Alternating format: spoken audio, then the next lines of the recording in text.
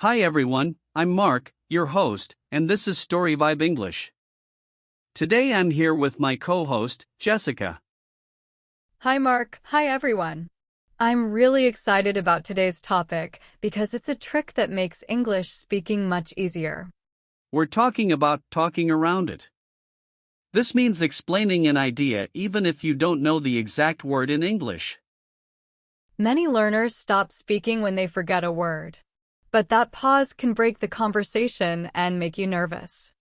The truth is, you can still communicate without that one word.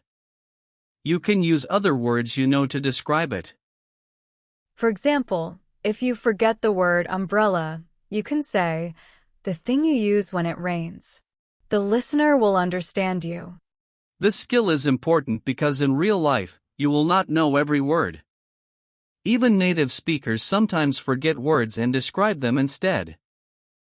And the best part is, when you describe the word, you often remember it later. Your brain connects the meaning and the sound. So today, we're going to build your ability to talk around missing words so you never have to stop a conversation again. Once you master this, you'll feel freer, faster, and more confident when speaking English. The easiest way to talk around a missing word is to start with a simple description. Think about what the thing looks like, what it's made of, or what it does. You don't need fancy grammar, just a clear picture in words. For example, if you forget the word glove, you can say, it's something you wear on your hands when it's cold. The listener will imagine it right away, even without the exact word. Another example, if you forget refrigerator, you can describe it as, it's the big machine in the kitchen that keeps food cold and fresh. Even if you don't say fridge, people will know what you mean. The beauty of this method is that it works for almost anything. You can describe size, big, small, tall. You can describe color, red, green, blue. You can describe material, metal, wood, plastic. And you can describe function, what it does or what you use it for. Here's a quick exercise. Pick any object around you and describe it without naming it. For example, it's round, it has numbers, and it tells you the time. That's a clock. Or it's flat, it has pages, and you read stories from it. That's a book. These clues are enough for the listener to understand. The secret is to focus on the most important details first. If the object is for drinking, say that. If it's for carrying things, say that. If it's for cutting, mention it. The listener can then guess the rest. And here's a tip. Start with a sentence starter that helps you begin quickly. It's something you, it's a place where, or it's a person who. These little openers are like keys. They unlock your explanation and give your brain a few seconds to think about the rest. This also stops you from freezing. Once you start talking, your brain usually finds more words. The silence is the real enemy, not the missing word. So next time you forget a word, don't panic. Describe it in the simplest way you can. Clear and short is better than long and confusing. The more you practice this, the faster the right description will come to your mind. And the listener will understand you even if the exact word is missing. That's how you keep a conversation alive, by keeping the words moving, even if they are not the perfect ones. Another way to talk around a missing word is to give examples. This is one of the fastest and easiest methods because you don't need to think of a full description, you just list things from the same group. Let's say you forget the word fruit. Instead of stopping the conversation, you can say, like apples, bananas, and oranges. The person will instantly understand the category you mean. Or maybe you forget transport. You can simply say, like buses, trains, and planes. The listener will know you're talking about ways to travel. Examples are powerful because they are quick, clear, and easy to think of under pressure. You don't have to explain shape, color, or function. Just give a few familiar things and let the listener connect them. This method also works for actions. If you forget the word exercise, you can say, like running, swimming, or going to the gym. Even without the exact term, the meaning is obvious. And it's not only for nouns and verbs, you can use examples for feelings too. If you forget nervous, you can say, like when you speak in front of a big group or before an important test. The listener understands the feeling from the situations you describe. Here's a quick practice tip. Choose a category and try to list 3 examples without saying the category name. For example, you could say, pizza, salad, pasta, and see if the other person guesses food. Or Paris, London, Rome, 4 cities. You can also play this as a game with a friend. It's fun and it forces you to think quickly. The faster you can give examples, the easier it will be to do this in a real conversation. And remember, you don't need a long list. 2 or 3 examples are usually enough. Too many can actually make your listener confused. The goal is to give just enough clues so they understand you, and then you can continue speaking without losing your flow. This method is especially useful when you're tired, nervous, or speaking to someone with a different accent. Examples are a universal language. So next time you forget a word, think of the group it belongs to, give a couple of examples, and keep going. It's that simple. If you can't remember a word, one of the easiest tricks is to compare it to something you already know. This way, the listener understands the new thing through something familiar. For example, if you forget the word lemon, you can say, it's like an orange but yellow and sour. In just a few words, you've painted a clear picture. Or maybe you forget skyscraper. You can say, it's like a very tall building in the city, much taller than the others. The comparison makes it easy for the other person to imagine. This works especially well when the person you're talking to is from a different country or culture. They might not know the exact item, but they will understand something similar from your description. Here's another example. If you forget kayak, you could say, it's like a small boat for 1 or 2 people that you move with a paddle. That's much faster than trying to define it with complicated words. To start a comparison naturally, you can use phrases like, it's similar to, or it's almost the same as. These are friendly and easy to remember. You can even use comparisons for feelings and situations. If you forget jet lag, you could say, it's like when you feel tired after traveling to a different time zone. Or for déjà vu, you could say, it's like when something feels familiar even though you know it's the first time. The beauty of comparisons is that they're flexible. You can compare by shape, by size, by function, or even by the effect something has on you. And the listener doesn't need to guess from zero. They just adjust their picture based on what you already gave them. Here's a quick practice idea. Take 10 objects around you and for each one, think of something similar to compare it to. For example, this pen is like a thin paintbrush, or this lamp is like a small sun on my desk. The more you practice, the faster your brain will create comparisons on the spot. And that means you can keep any conversation moving, even when the exact word disappears from your mind. Another smart way to talk around a missing word is to use its opposite. Sometimes it's easier to explain what something is not, rather than what it is. For example, if you forget the word winter, you can say, the season that is not summer. It's cold, sometimes snowy. Right away, the listener understands. Or if you forget expensive, you can say, the opposite of cheap. Simple, quick, and very clear. This method is great for adjectives, words that describe things. If you can't remember dark, you can say, the opposite of light. Or if you forget difficult, you can say, the opposite of easy. You can also use it for verbs. If you forget push, you can say, the opposite of pull.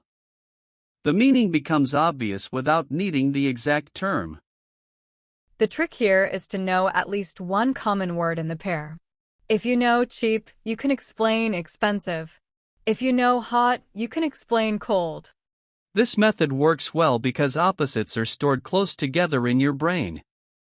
Thinking of one usually makes you think of the other. And if you can't remember the exact opposite word, you can still explain by saying, "It's not," and then giving the word you know. For example, "It's not heavy for light," or "It's not slow for fast." You can make this a practice game. Write down 10 common words, and for each one, try to say its opposite. Then try the same game, but describe each word using only its opposite. Over time, this will train your brain to quickly jump to opposites in conversation, which makes it much easier to explain things on the spot.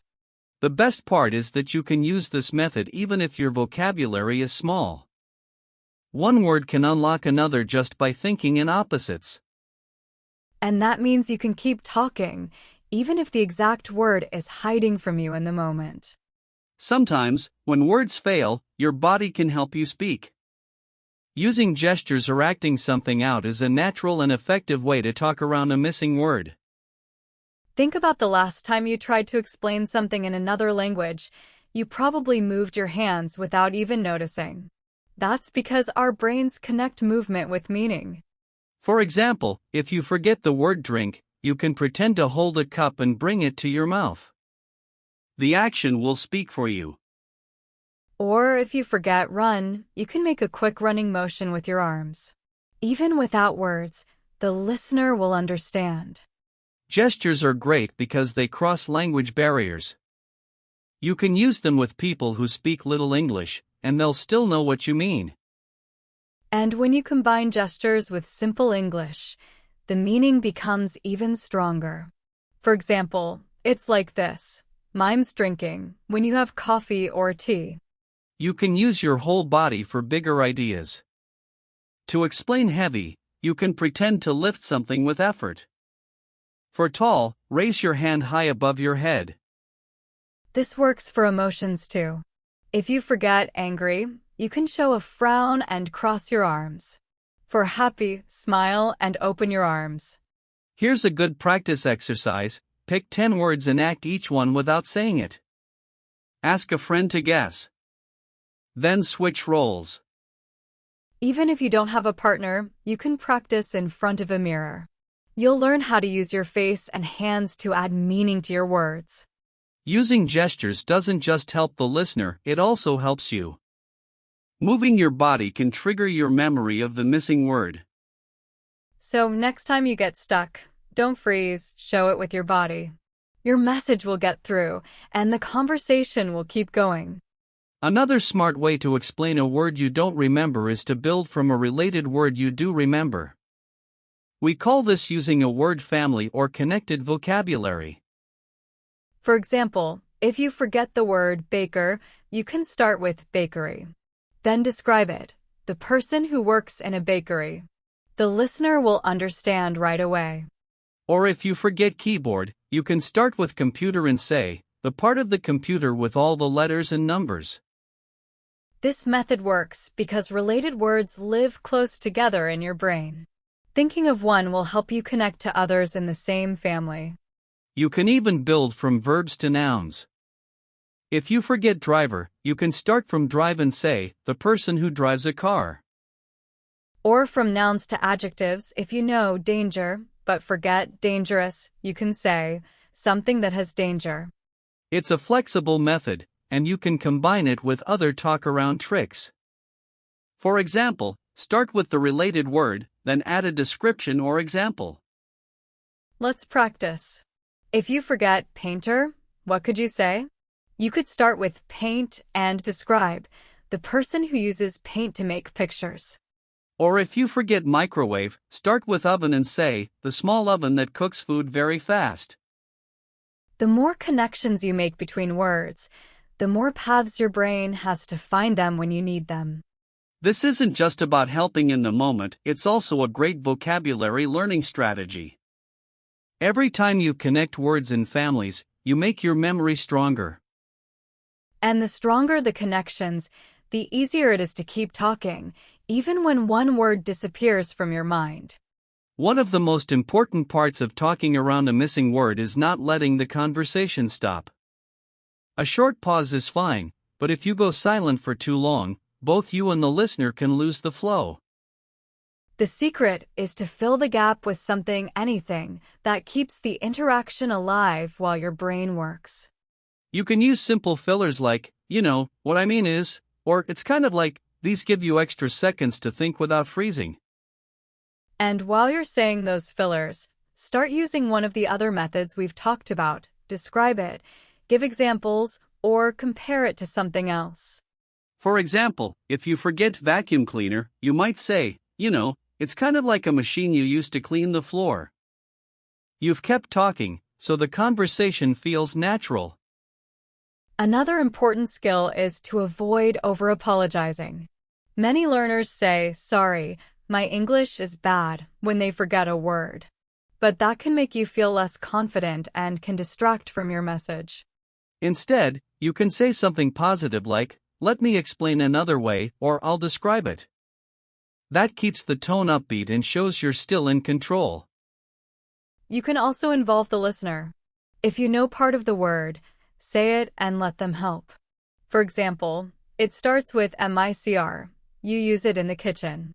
Often, they'll say microwave for you. Here's a good practice. Take a list of tricky words, and for each one, give yourself 10 seconds to talk around it without stopping. Even if you feel stuck, keep your mouth moving with fillers and clues. The more you practice staying in motion, the less your brain will panic in real situations. The key is to show that you are confident and comfortable, even if you don't know every word. Because in conversation, confidence and flow matter more than perfection. Talking around a missing word is a skill, and like any skill, it gets stronger with practice. One of the best ways to train it is with a partner. A partner can be a friend, a classmate, or even another learner online. The main idea is to create short challenges where you describe a word without saying it and they have to guess. You can make it a simple game. Pick a word from a list, but don't show it to your partner. Then use descriptions, examples, or comparisons until they guess it. If they can't guess, don't worry. That's still good practice. The point is to push your brain to find new ways to explain. You can also switch roles. Let your partner describe something, and you guess the word. This helps you practice both giving clues and understanding clues. To make it harder, set a timer for 30 seconds or 1 minute. This teaches you to think and speak quickly without long pauses. Another idea is to pick a category, like food or transport, and talk around as many words as you can from that category in a short time. If you're learning alone, you can still use this method. Record yourself describing something without naming it, then listen later and see if the explanation makes sense. You could even send your recordings to a friend or a language partner and ask them to guess the word. This type of practice is fun and active, and it prepares you for real-life situations where you need to explain something quickly. And the best part is, it's not just about language. You also learn to stay calm under pressure and enjoy the challenge. That confidence will show when you speak, and people will want to keep talking with you. Once you're comfortable with talking around missing words in practice, it's time to use it in real conversations. That's when the skill becomes truly powerful. The first step is to notice the moment you forget a word, and instead of freezing, immediately choose one of the methods we've talked about. For example, if you forget charger while speaking to a friend, don't stop. Say, the thing you use to give your phone more battery. Most people will understand instantly. Or if you forget passport at the airport, you can say, the document with my photo for travel. It's fast, clear, and gets the message across. In real life, people are usually patient and happy to help if you keep the conversation moving. They don't expect perfect English, they expect communication. That's why this skill works so well. Even if you don't know the word, you can still be part of the conversation, order in a restaurant, or ask for directions. Here's a tip: when you're speaking English, tell yourself that stopping is not an option. No matter what, you'll find another way to say it. That mindset keeps your brain active and creative. You can even use this skill during phone calls or video meetings. If you forget a word, describe it quickly and keep going. Most people won't even notice you forgot it. The more you use talking around in real life, the more automatic it will become. You won't have to think about the method, you'll just do it naturally. And when that happens, your confidence will grow because you'll know that nothing can stop you from expressing yourself in English. Talking around a missing word is great in the moment, but you can take it one step further, learn that word afterward so you're ready next time. Here's how. After your conversation, think about the moment you had to explain something. Write down your description, and then look up the exact word in a dictionary or online. Once you find the word, don't just read it, say it out loud several times. Then put it into a few simple sentences. For example, if you learn charger, you might say, I need a charger, this charger is new, I can't find my charger.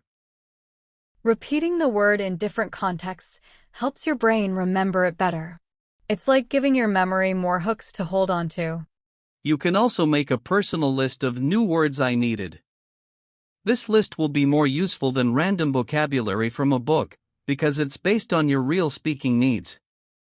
Review your list every few days and try to use each word in a short conversation or even in your own thoughts. Another powerful trick is to connect the new word to a memory of the moment you needed it. That emotional link makes it easier to recall later. And don't be afraid to revisit the same words. Mastery is not learning a word once. It's using it so often that it becomes automatic.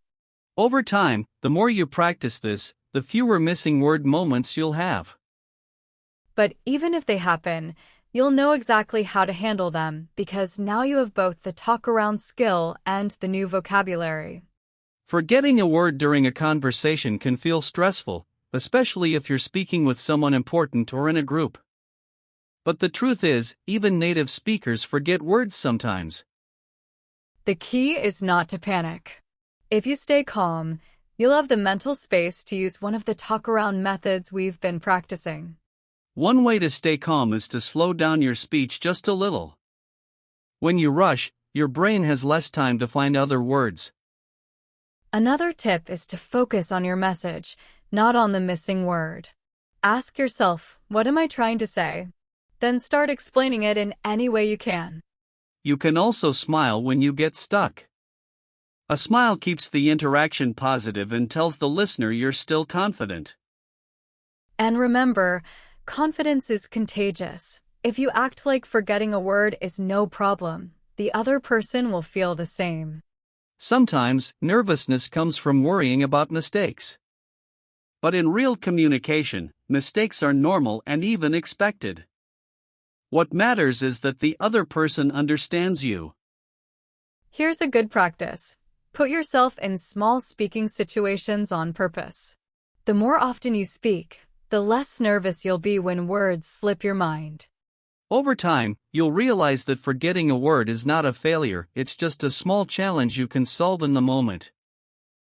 And that's the real power. Staying relaxed, finding another way to speak, and keeping the conversation alive. And that's it for today's episode of StoryVibe English. We've explored all the ways you can talk around a missing word so you never have to stop a conversation again. Remember, you don't need to know every single word to speak English well. You just need the confidence and the tools to explain what you mean. Practice these methods: describing, giving examples, comparing, using opposites, acting it out, building from related words, and keeping the conversation moving. And don't forget to review new words after your conversations. That's how you grow your vocabulary while keeping your speaking flow strong. If you found this episode helpful, make sure to subscribe to StoryVibe English so you don't miss our next podcasts. We'll be back with more tips, tricks, and speaking practice to help you think in English faster and speak with confidence. Until then, keep talking, keep learning, and remember, you can communicate in English even without every word. Bye everyone, and happy speaking!